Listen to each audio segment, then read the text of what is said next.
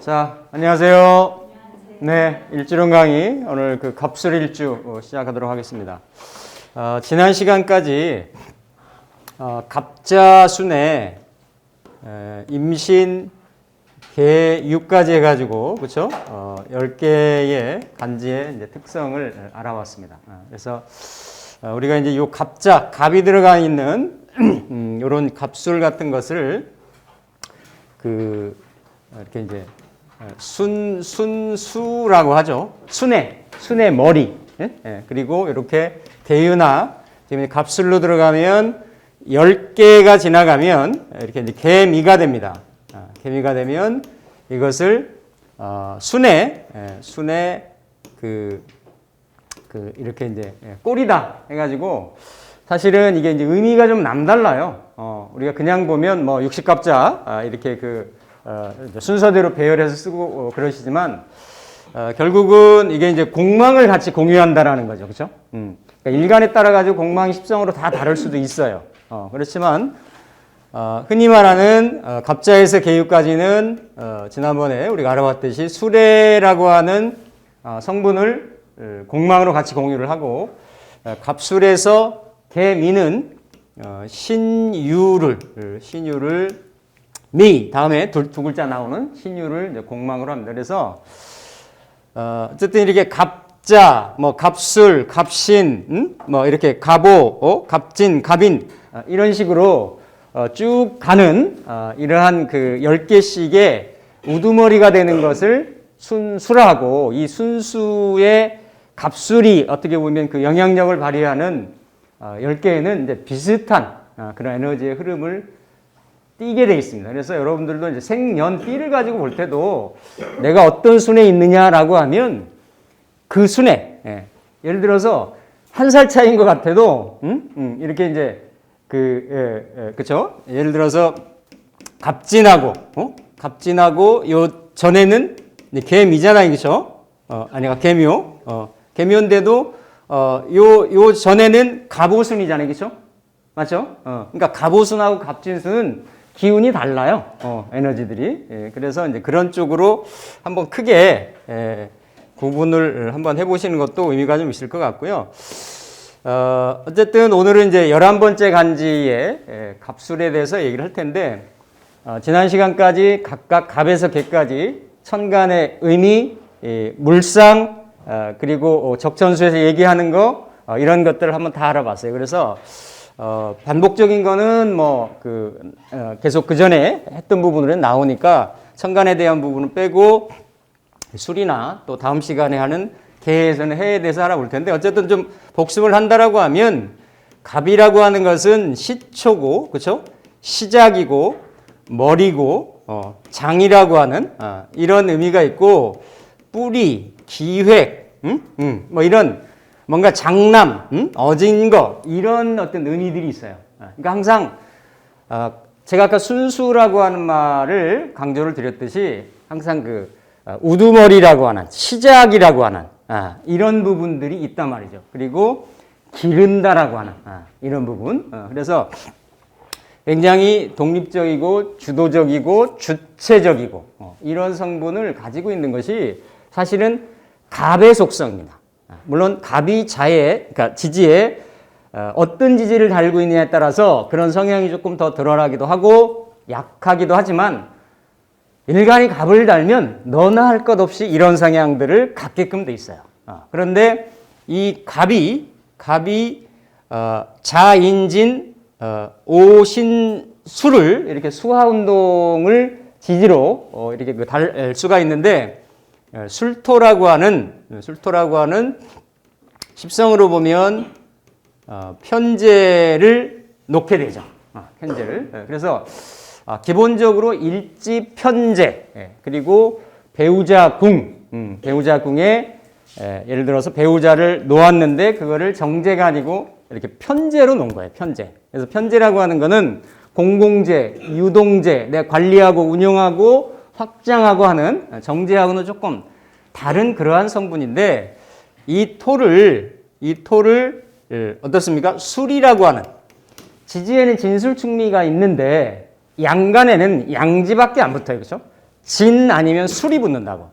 축하고 미는 못 붙게끔 돼 있어요. 다른 자리에서는 매칭이 될 수 있어도 못 붙는다. 그러면 일주로 어떤 성향을 뗄 때는 갑진 아니면 갑술인 거예요. 일지에 편지를 놓을 때는. 그런데 이 갑진하고 갑술은 굉장히 편제 십성으로는 동일한데 내용의 어떤 그 의미로는 굉장히 다르다라는 거죠. 진이라고 하는 거는 봄의 만춘의 토고, 이 술이라고 하는 거는 어떻습니까? 만추의 토란 말이죠. 가을에 추수를 수렴 활동을 다 마치고 그렇죠? 마치고 술 중에 이 신금으로 그 어떤 시종자 내지는 추수한 거를 다 이렇게 가둬놓고 수렴해서 그거를 해수, 자수 이런 겨울에 수렴 통일을 한 다음에 다시 축을 거친 다음에 인으로 갑으로 이렇게 순환 사이클을 돌려가는 뭔가 화려한 봄, 여름, 추수하는 가을까지의 드러나 있는 세계를 다 잡아서, 그죠? 다 수렴을 해서 뭔가 그 내실을 가지고 통일을 시키는 그런 에너지를 가지고 있는 것이 술토예요. 그러니까 진이라고 하는 거는 진죽의 을목도 있고 개수도 있고 이래서 어떻습니까?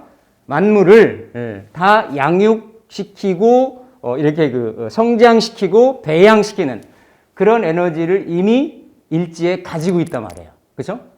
그런데 술토라고 하는 건 그게 아니고 어때요? 가을에 다 추수가 끝낸 그런 황량한 토라고 볼 수가 있는 거지.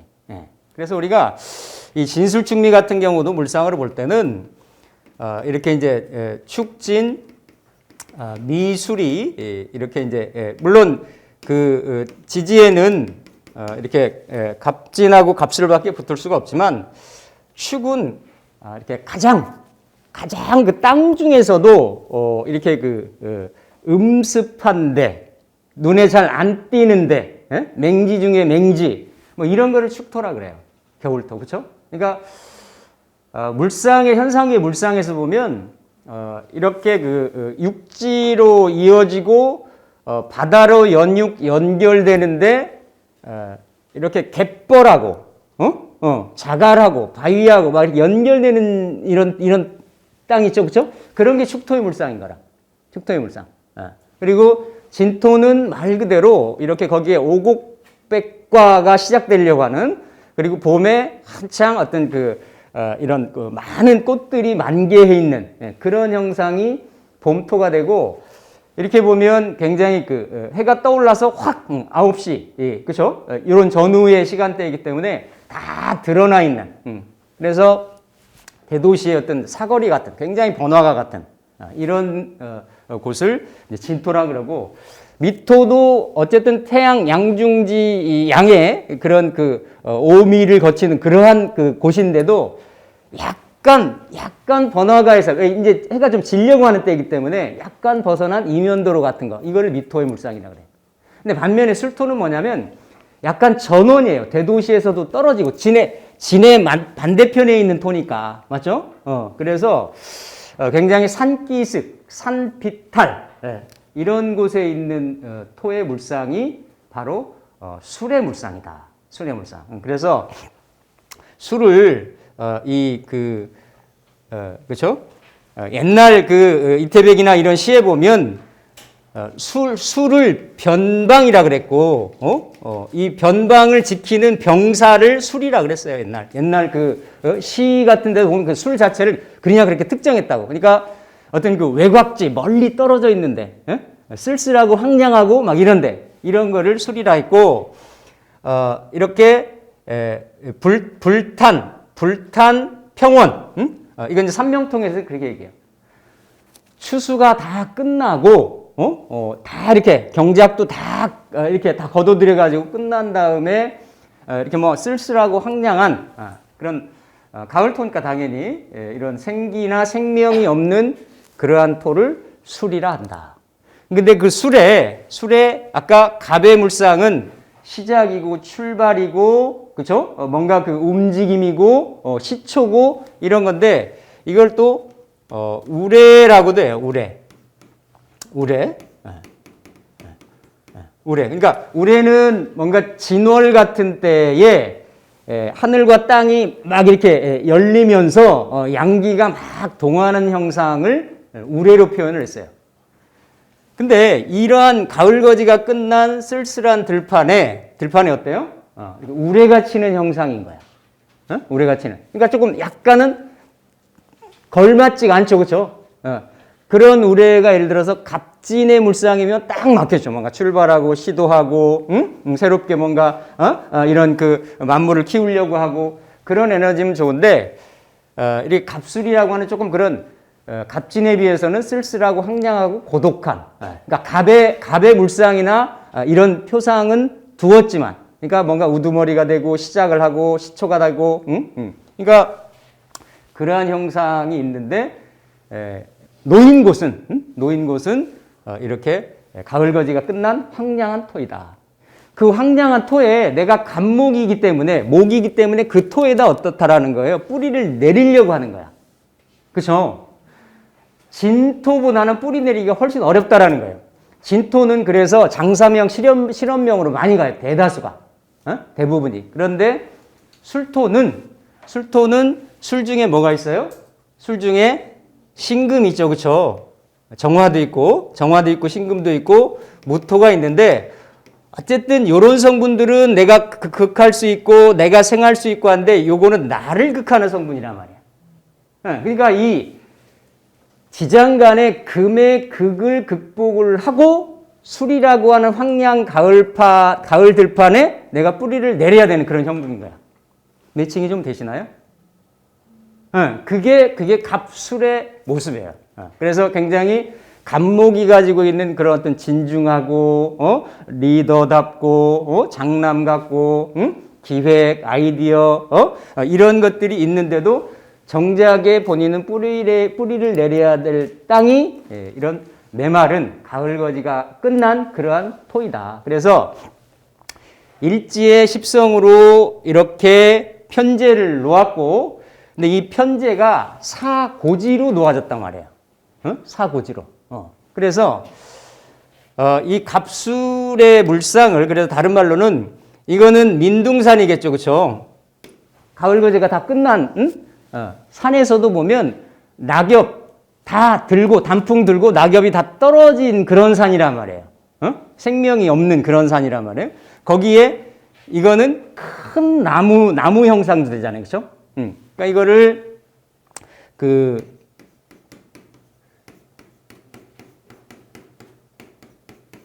이건 대머리 독자를 써서 이 대머리 민둥산의 마른 나무, 이런 형상인 거죠.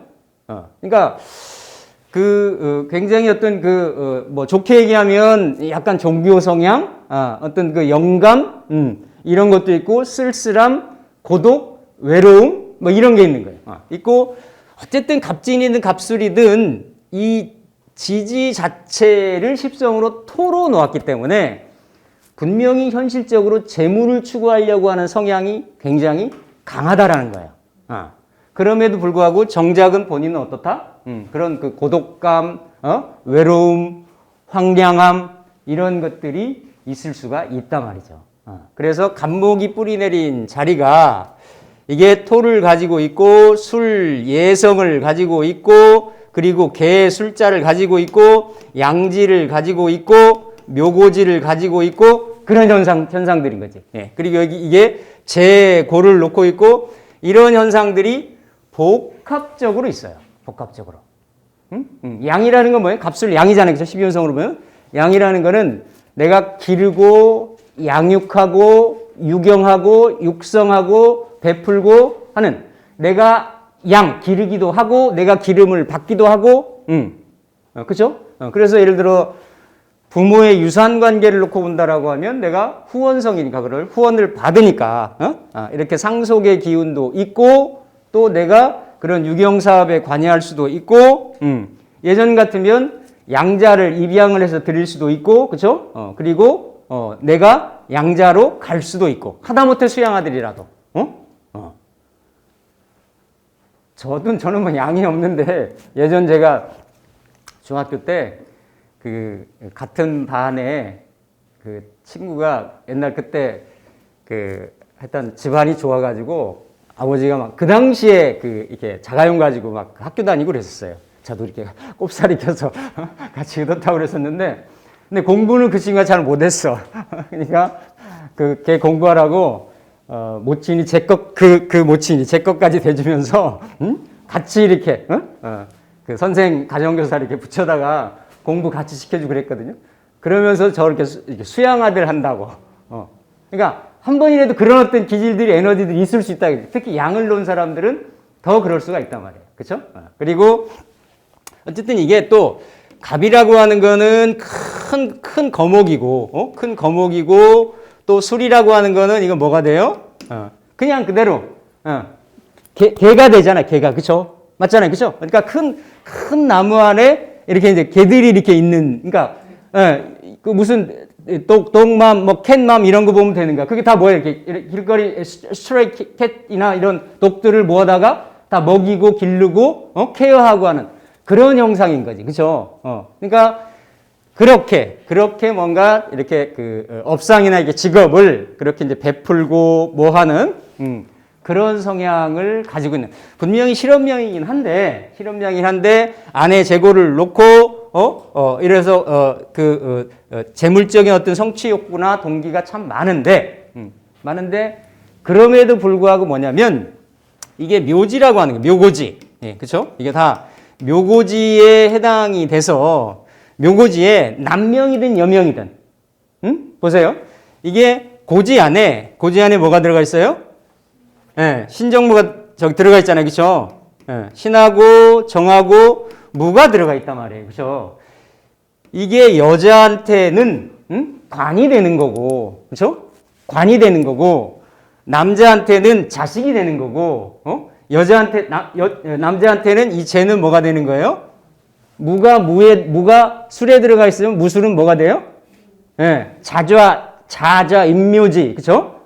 그러니까 남명의 재성이나 여명의 관성이나, 또 아까 이 갑술수는 뭐라 그랬어요? 신유가 공망이라 그랬죠, 그렇죠? 맞잖아요, 그렇죠? 그럼 이게 뭐예요? 그러니까 이걸 딱 결합을 하면 내가 재적인 성취나 재성적인 성취나 이런 건 있을 수가 있겠는데, 실제 육친 간의 그러한 불리함, 남모르는 아픔, 사연, 그런 게 있다라는 거지. 이해되시나요? 네. 그러면서 지장간 구조가 이 술이 그런 의미가 있는데, 이 술자를 분해를 해보면 이렇게 개술자를 썼는데, 이 술은 이런 창과자가 들어가 있어요. 무자도 그렇고, 요렇게 이거. 이거는 굉장히 숙살 기운이에요. 과살이라 그래가지고 별도로 살로 보는 경우도 있어. 무술일주 같은 경우가 그래서 어떻습니까? 굉장히 수기가 없는 메마른 토이고, 그렇기 때문에 이러한 다른 쪽에 옆에 좀 관여하는 글자가 있겠죠. 굉장히 그런 알게 모르게 그런 어떤 살성 같은 것도 있을 수가 있는 거예요. 그런 성분들이. 그래서 술자가 이러한 성분으로 술 중에 신금으로 이렇게 사오미, 신유술 흘러오면서 그러한 그 생명 기운을 다 이렇게 끌어다가 이렇게 신으로 압축 수렴통이란 이런 물상도 가지고 있는데, 안에가 구조가 어떻게 되어 있냐면 식상하고 재성하고 관성으로 이루어져 있단 말이지. 그죠?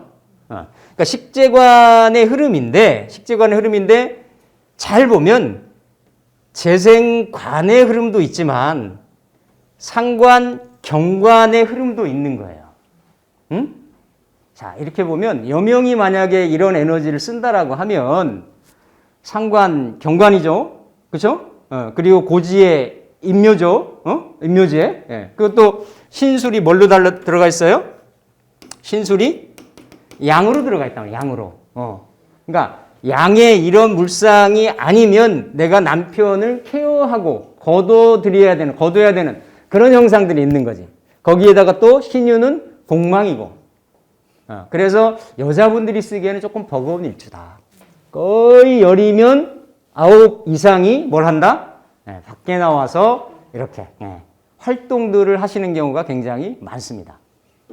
그래서 남명이든 여명이든 어쨌든 이제 쉽지 않은 일주인데 그냥 한번 정리를 해본다라고 하면 일지 편제를 깔고 있기 때문에 어쨌든 여기에 뿌리를 내려서 재물을 성취하려고 하는 그런 니즈나 욕구가 굉장히 강하고 많다라는 거죠, 그렇죠?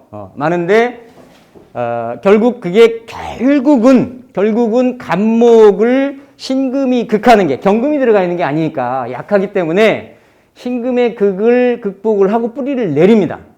내리는데 항상 지장간의 상황이 상관경관하고 식상생재하고 이런 기운이 같이 돼 있는데 이게 전에서 유에서 술로 해로 가잖아요. 그렇죠? 그럼 해 중에 무토, 술 중에 그러니까 이 지장간이라는 거는 유에서 넘어온 신하고 정하고 무가 있잖아요. 그렇죠? 요게 더 가까운 거야. 요 상관연관되는 기운이 에너지가. 그러니까 남자가 이걸 쓰게 되면 직장 생활을 오래 하기가 힘들 수가 있다라는 거지. 아내 본인이 이렇게 상관생재하는 에너지가 있기 때문에 상관경관하는 것 때문에 직장 생활에서 서로 트러블이 있을 수가 있다라는 얘기예요. 이해되시죠? 그래서 남자 같은 경우도 이렇게 직장의 변동이나 이동이 많을 수가 있고, 특히 여명 같은 경우는 이러한 현상들이 조금 더 이렇게 좀 있을 수가 있다. 그래서 이렇게 그 황량한 가을거지가 끝난 들판에 뭔가 생명의 태동을 알리는 우레가 치는 형상인데 좀 생뚱맞죠, 그렇죠?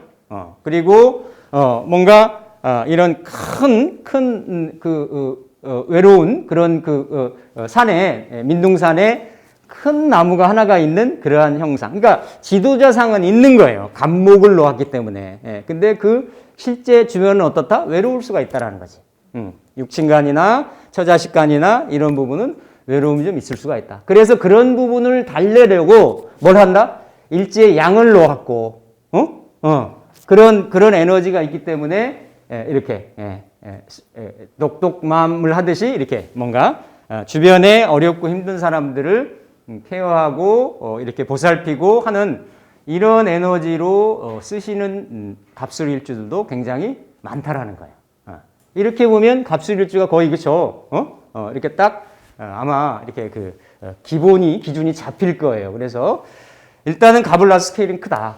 그래서 겉은 외면은 뭔가 성취를 이루고 화려한 듯 보여도 그 이면은 실제 안으로 들어가 보면 굉장히 육친간이나 그런 가족에 대한 부분은 어려운 부분이 좀 있을 수 있다. 이렇게 쭉 전반을 놓고 보면 그래서 이제 뭐 토의 물상을 그대로 가지고 있죠.